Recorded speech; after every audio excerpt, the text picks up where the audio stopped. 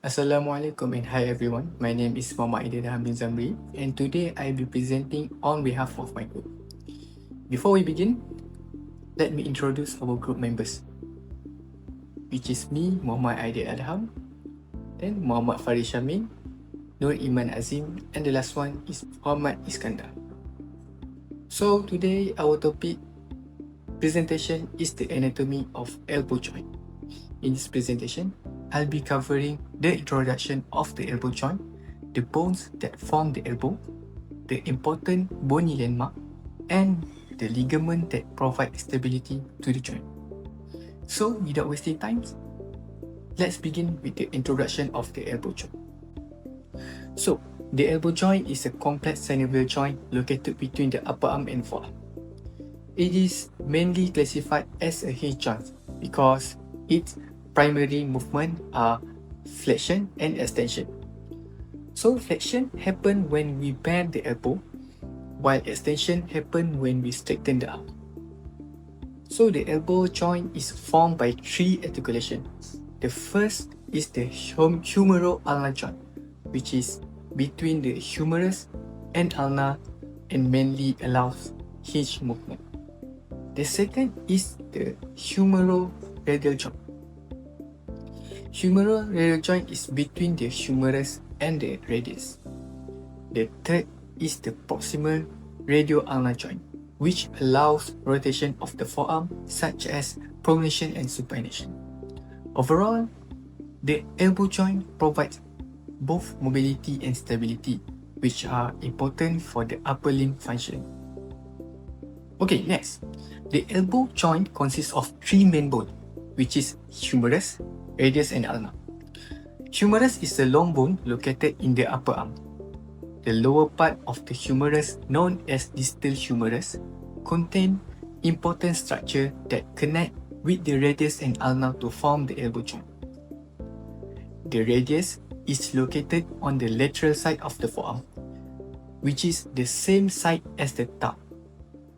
The radius is important because it allows rotation movement of the forearm, especially during pronation and supination.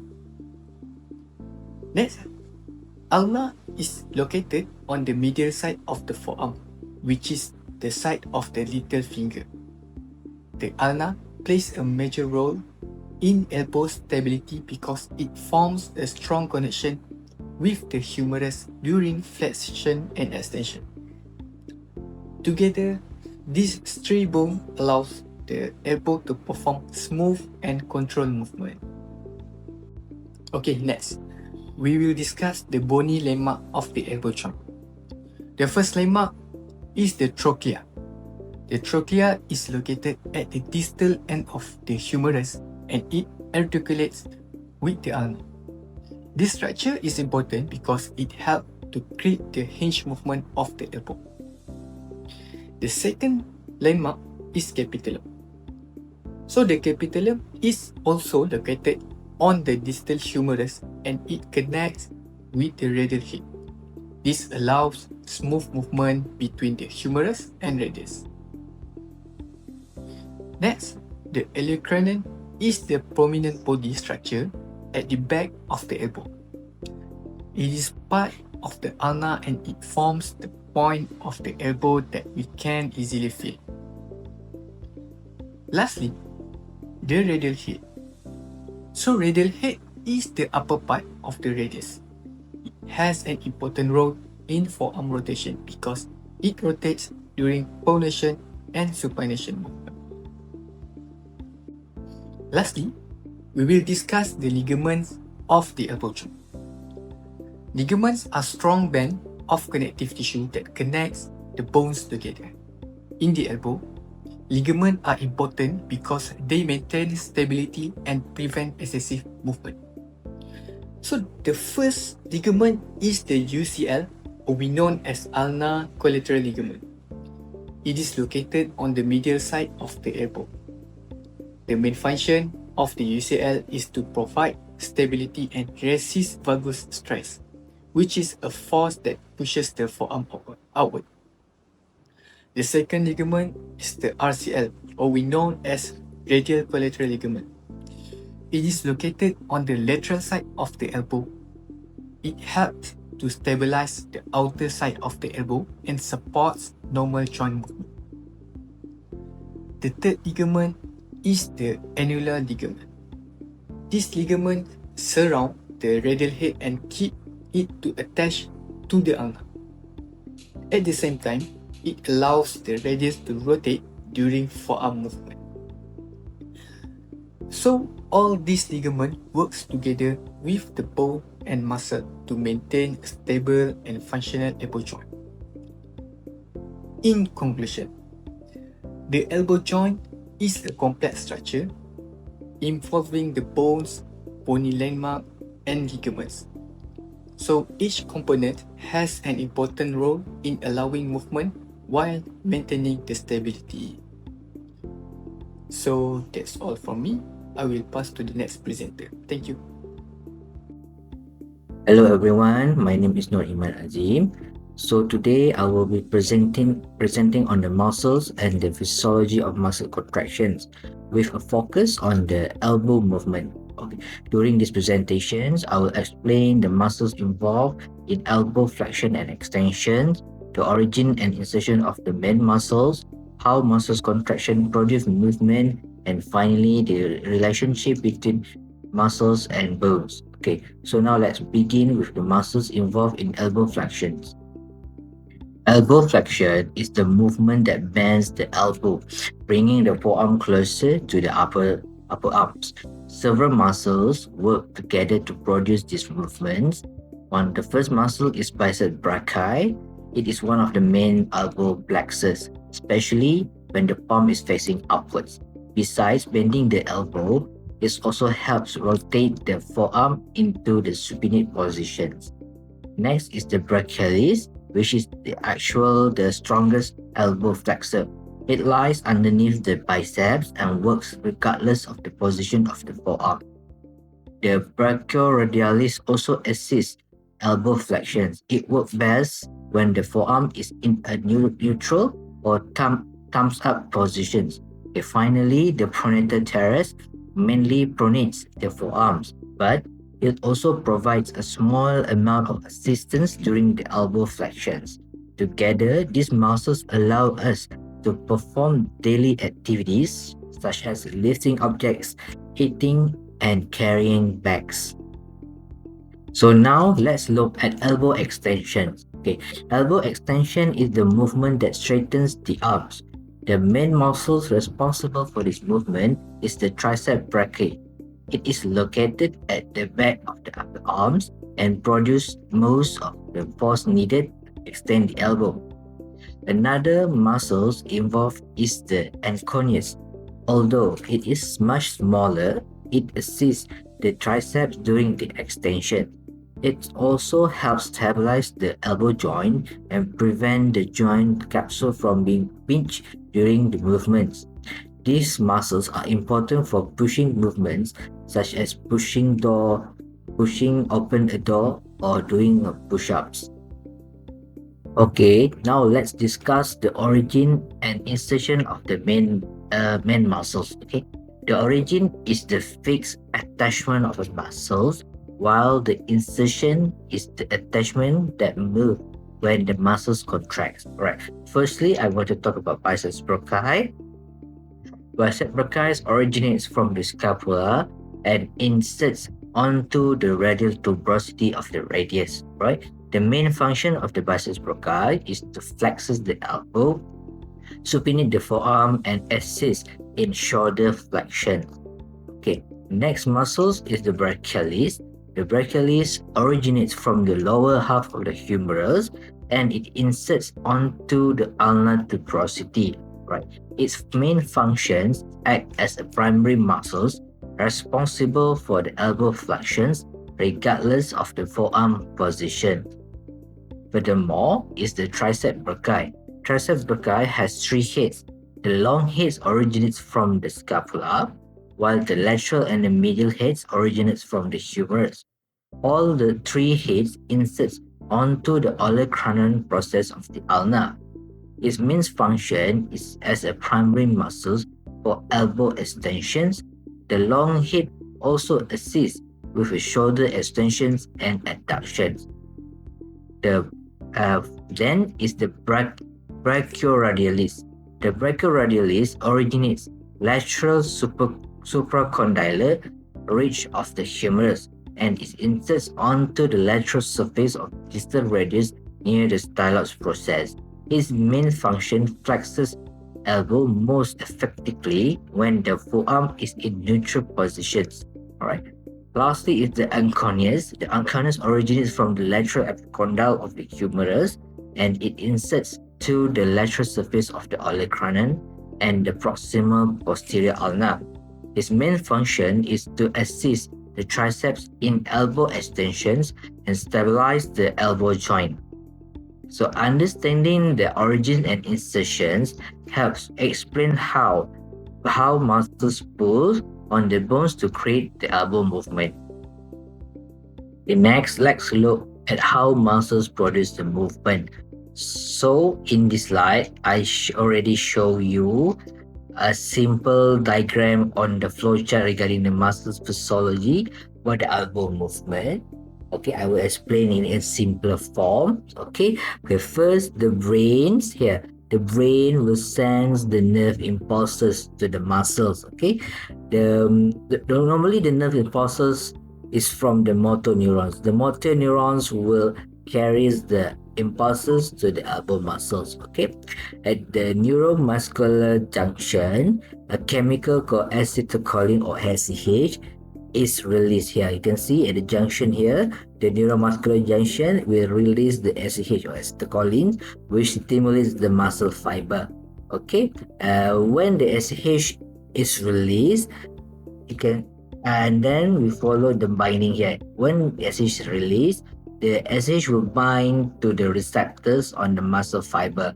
The muscle fiber also called as a sarcolemma. Okay, so from the sarcolemma, okay, from the sarcolemma, it will release calcium ions. Okay, the calcium ions will be released inside the muscles. Okay, calcium ions allows the protein, actin, and myosin to interact, and the myosin will pulse on actin using the energy from ATP, causing the muscles to shorten.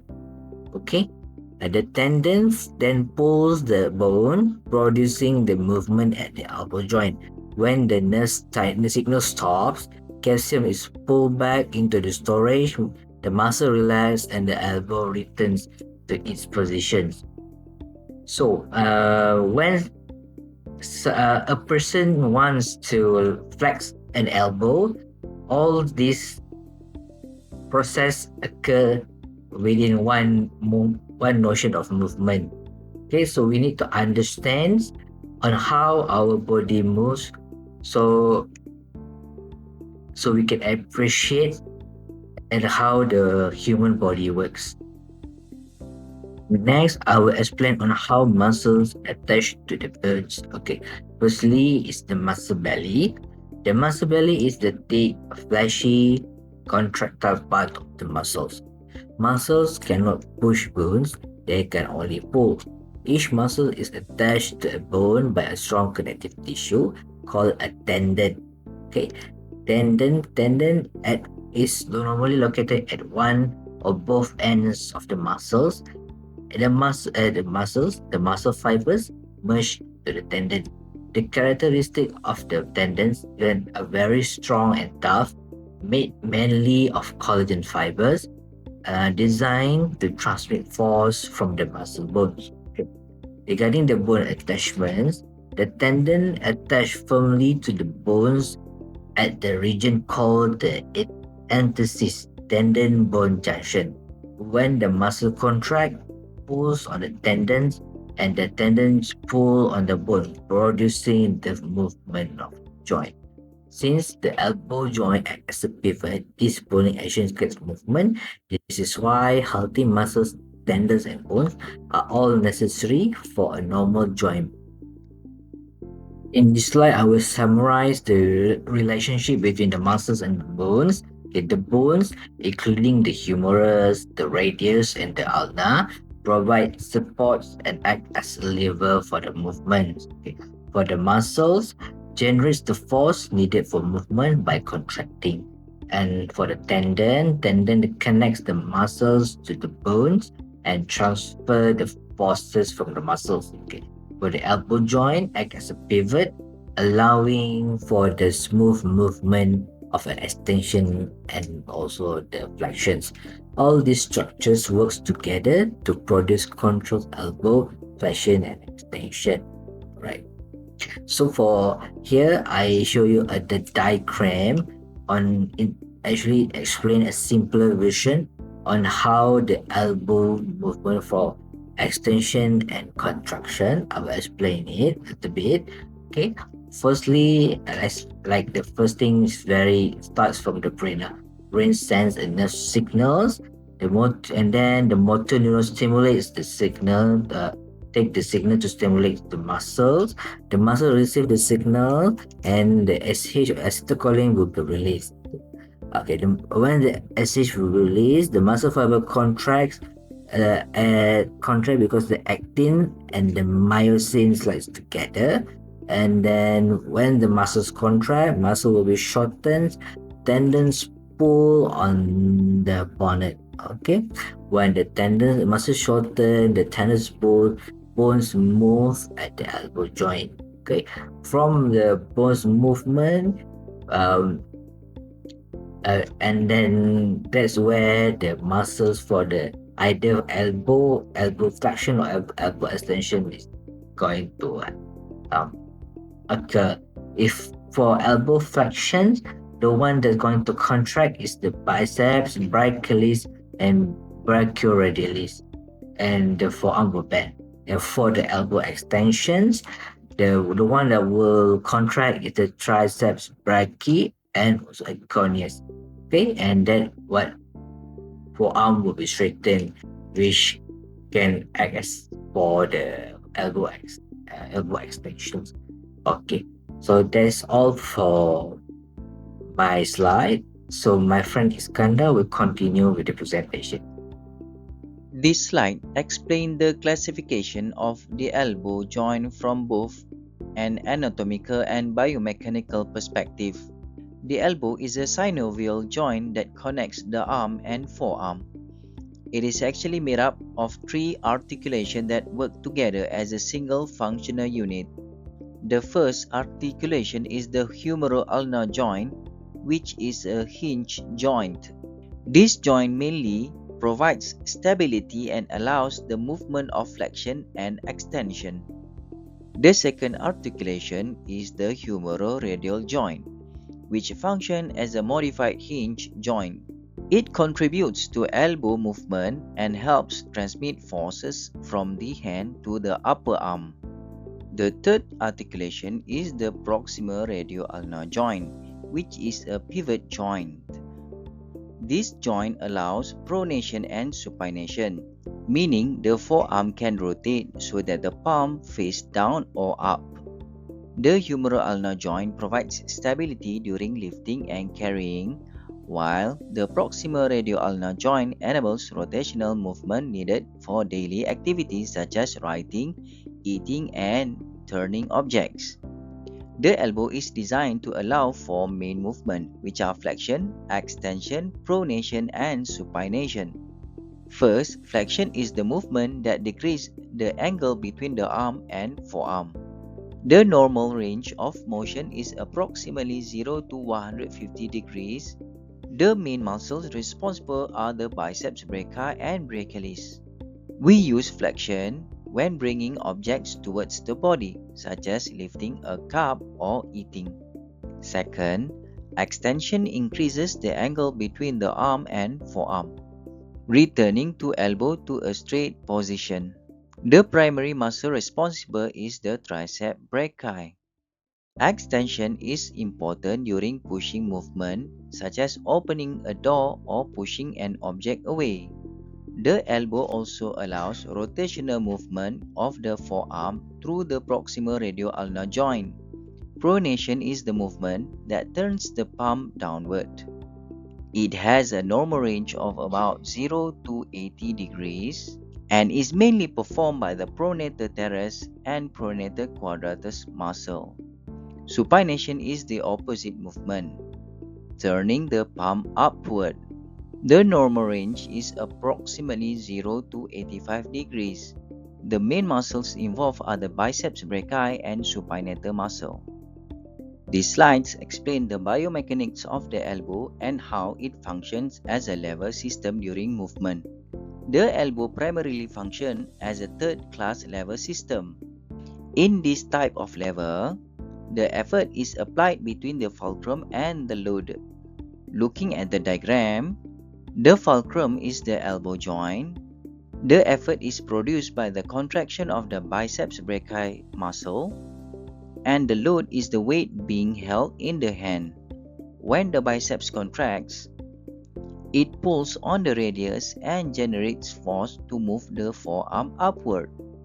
The main advantage of a third-class lever is that it produces faster movement, a greater range of motion, and better precision. However, the disadvantage is that a larger muscular force is needed to move relatively small loads because the effort is applied close to the fulcrum. In everyday life, this lever system allows us to perform activities such as lifting cup, carrying a bag, pulling a door, and lifting a dumbbell efficiently. These slides explain why the elbow is highly effective in performing daily upper limb activities by balancing three important characteristics: stability, mobility, and strength. First, let's look at stability. The elbow remains stable because of its deep trochlear notch and strong collateral ligaments. These structures help prevent joint dislocation and maintain proper alignment during movement. Next is mobility. The elbow contains both hinge mechanism and a pivot mechanism. The hinge joint allows flexion and extension, while the proximal radioulnar joint allows pronation and supination. The third characteristic is strength. The elbow has a large muscle attachment sites and efficient force transmission between muscles and bones. This allows the upper limb to generate powerful movement and support activities such as lifting and carrying objects. In the center, the anatomical diagram shows the relationship between the humerus, radius, and ulna from different views. In the AP projection, the elbow is fully extended with the arm and forearm positioned in the same plane.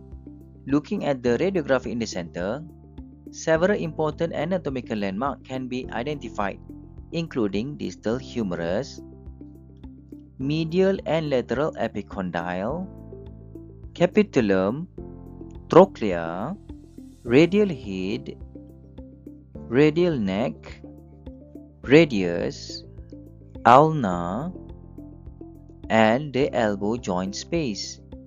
Clinically, the AP elbow radiograph is commonly used to evaluate fractures, assess joint alignment, detect dislocation, and examine overall joint integrity. Unlike the AP view, the lateral projection provides a side-of view of the elbow, allowing better visualization of the relationship between the distal humerus, radius, and ulna. In the central radiograph, we can identify several key anatomical structures, including the olecranon process, coronoid process, radial head, trochlear notch, capitulum, distal humerus, and elbow joint space. Looking at the clinical importance section, the lateral elbow view is commonly used to detect supracondylar fractures, assess elbow dislocations, evaluate joint effusion, and assess the alignment between the distal humerus and forearm bones. One of the most important radiographic signs shown on this slide is the fat pad sign. Normally, the posterior fat pad is not visible on a lateral elbow radiograph.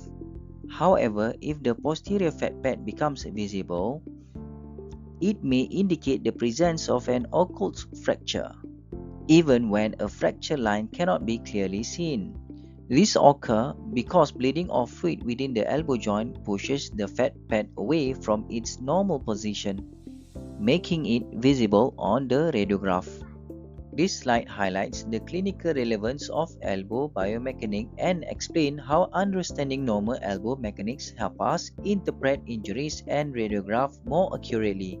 In the center of the slide, several common elbow injuries are listed. The first, radial head fracture, which is one of the most common adult elbow fractures. During radiographic evaluation, we carefully look for fracture lines and subtle cortical disruptions. The second is olecranon fracture, which commonly result from direct trauma. In these cases, assessment of alignment and bone continuity is important. Another common injury is elbow dislocation, where the normal relationship between the humerus, radius, and ulnar is disrupted. For these patients, we assess overall joint alignment and look for associated fractures. The final condition shown is tennis elbow, also known as a lateral epicondylitis. Although it is primarily a soft tissue condition, radiograph may be used to exclude other causes of elbow pain and assess joint integrity. The lower section shows the major biomechanical causes of elbow injuries. These include FOOSH, which stands for fall on outstretched hand, direct trauma, hyperextension injuries, and repetitive overuse. In conclusion, the elbow is a highly specialized synovial joint that plays an essential role in upper limb movement and function. At the same time, mobility is achieved through the hinge and pivot mechanism, allowing flexion, extension, pronation, and supination of the forearm. From a biomechanical perspective, the elbow functions mainly as a third-class lever, which allows rapid, precise, and efficient upper limb movement. We then examine the importance of AP and lateral elbow radiograph, which are essential for evaluating normal anatomy, detecting fractures, assessing alignment, and identifying pathological conditions. Finally, we explored the clinical relevance of elbow biomechanics and how understanding injury mechanism improve radiographic interpretation and support better patient management. Thank you for your attention. We hope this presentation has provided a better understanding of elbow anatomy, biomechanics, and their importance in radiographic practice. We are now ready to answer any questions.